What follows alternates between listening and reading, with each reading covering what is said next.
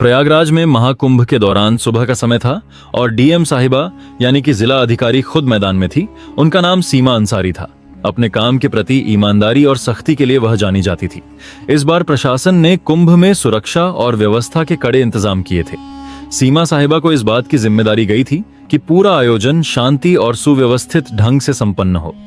सीमा साहिबा को आमतौर पर सूट या साड़ी में देखा जाता था, लेकिन इस बार उन्होंने अपने धर्म और संस्कृति को ध्यान में रखते हुए हिजाब पहन रखा था। वैसे तो वह इसे निजी समारोहों में पहनती थी, लेकिन आज का दिन खास था। वह गंगा घाट पर निरी के लिए आई थी और हिजाब के साथ हल्के रंग का कुर्ता पहना हुआ था। घाट पर तैनात पुलिस वाले हर व्यक्ति की गतिविधियों पर नजर रख रहे थे। विशेष रूप से संदिग्ध व्यक्तियों की जांच हो रही थी। सीमा साहिबा भीड़ में चुपचाप निरीक्षण कर रही थी। उन्होंने अपनी गाड़ी और सुरक्षा दल को घाट के बाहर छोड़ दिया था ताकि वह आम लोगों के बीच जाकर माहौल का जायजा ले सके। जैसे ही वह घाट की ओर बढ़ी, कुछ पुलिस कर्मियों की नजर उन पर पड़ी।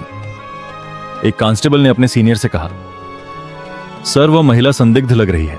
देखो वह अकेली घूम रही है और उसके कपड़े भी थोड़े अलग लग रहे हैं। सीनियर इंस्पेक्टर ने दूर से देखा और हामी भरते हुए कहा, ठीक है, उसे रोककर पूछताछ करो। किसी भी अनजान व्यक्ति को ऐसे नहीं छोड़ सकते। सीमा साहिबा इस बात से अनजान थी कि पुलिस वाले उन्हें संदिग्ध समझ रहे हैं। जब वह घाट के पास रुकी और एक छोटे बच्चे से गंगाजल के बारे में बात करने लगी, तभी दो पुलिसकर्मी उनके पास आ गए। मैडम आपको यहां क्या करना है? सीमा ने शांत स्वर में कहा, बस ऐसे ही दर्शन करने आई हूं और व्यवस्थाओं को देख रही हूं। पुलिसकर्मी उनकी बातों को नजरअंदाज करते हुए बोले, आपका आईडी कार्ड दिखाइए। सीमा ने मुस्कुराते हुए जवाब दिया, आईडी कार्ड तो मेरे पास है, लेकिन आप यह क्यों पूछ रहे हैं कहते हैं? यह सुनकर पुलिसकर्मी थोड़ा सख्त हो गए।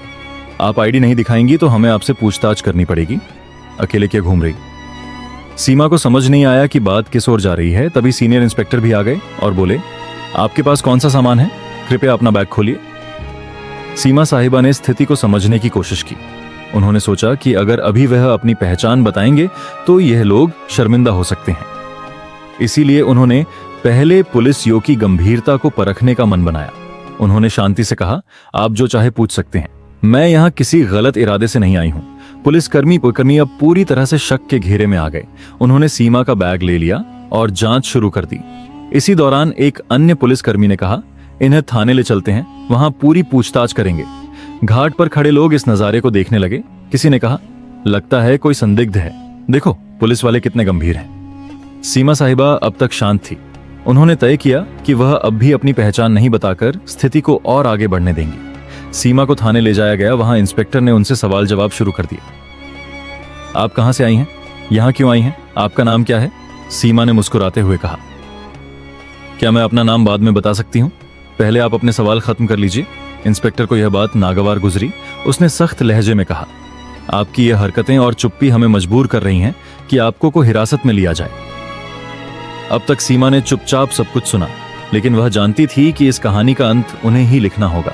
उनके चेहरे पर कोई घबराहट नहीं थी, बल्कि एक अलग ही आत्मविश्वास झलक रहा था। थाने में माहौल गर्म हो चुका था। सीमा साहिबा को अब भी पुलिसकर्मियों ने संदिग्ध मान रखा था।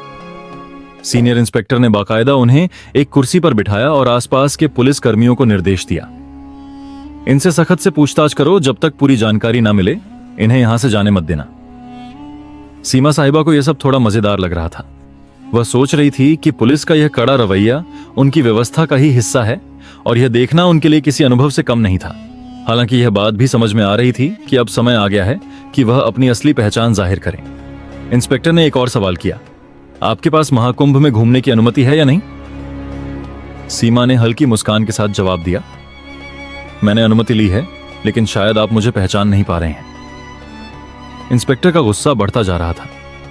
पहचान, हमें आपकी पहचान से मतलब नहीं है। सीधे सीधे अपनी आईडी दिखाओ और यह का गोलमोल जवाब देना बंद करो। सीमा अब भी अपनी जगह पर शांति से बैठी थी। तभी उन्होंने अपने बैग से पानी की बोतल निकाली और पूछा, क्या यहां पानी मिलेगा या खुद पीने के लिए लाना होगा? यह सुनकर एक कांस्टेबल झुंझला गया। मैडम ये कोई पिकनिक स्पॉट नहीं है, आप जवाब दे वरना ये नरमी हम और नहीं दिखाएंगे।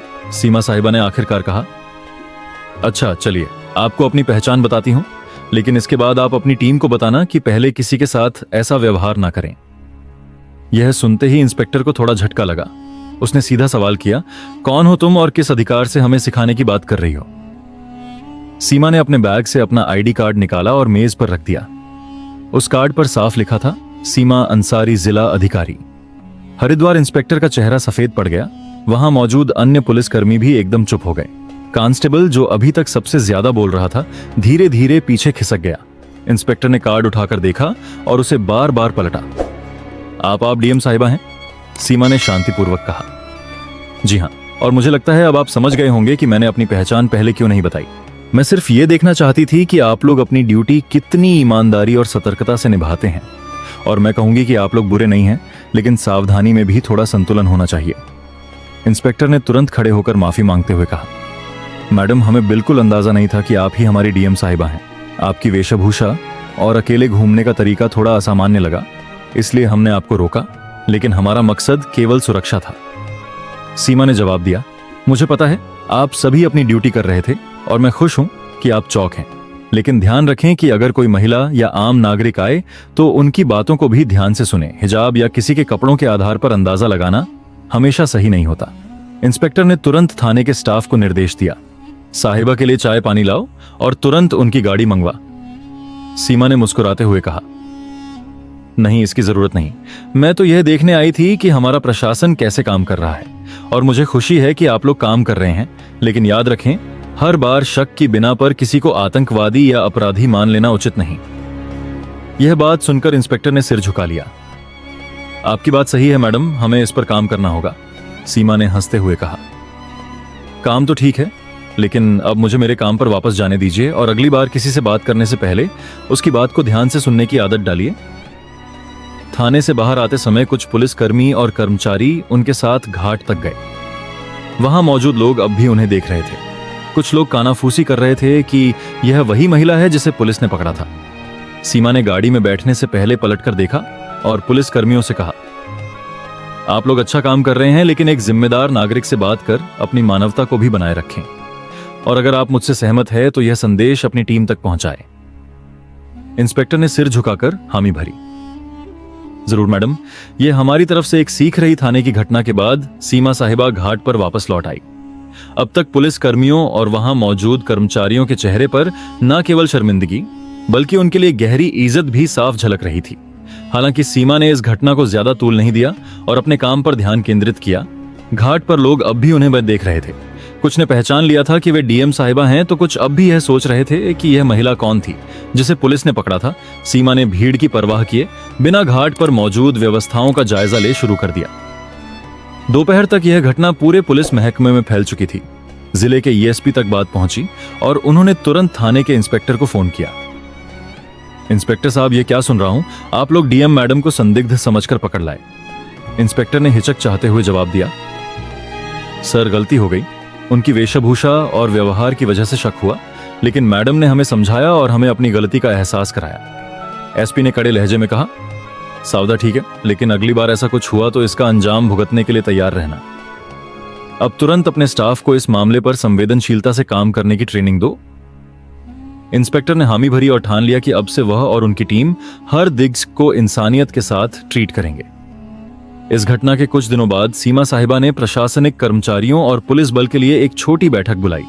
इसमें उन्होंने सीधे शब्दों में कहा, मुझे आप सब पर गर्व है कि आप लोग कुंभ जैसे बड़े आयोजन को संभाल रहे हैं, लेकिन मैं आपसे एक बात कहना चाहती हूं, कानून के पालन के साथ साथ हमें अपनी मानवता भी बनाए रखनी होगी। हर व्यक्ति पर शक करना जरूरी नहीं है। जो लोग अलग दिखते हैं वे गलत नहीं होते। उनका सम्मान करें, उनकी बात सुने। उनके शब्दों ने वहां मौजूद सभी को झकझोर दिया। इंस्पेक्टर ने सबसे सामने माफी मांगते हुए कहा, मैडम, आपकी बात ने हमें बहुत बड़ा सबक सिखाया है। हम वादा करते हैं कि आगे से ऐसा कोई मामला नहीं होगा जहां किसी को बिना वजह परेशान किया जाए। यह घटना मीडिया तक भी पहुंच गई। हालांकि सीमा ने इसे सार्वजनिक रूप से उजागर करने से मना कर दिया। उन्होंने कहा, यह घटना व्यक्तिगत है। अगर आपको वीडियो पसंद आया हो तो लाइक और चैनल को सब्सक्राइब जरूर करें। जय श्री राम।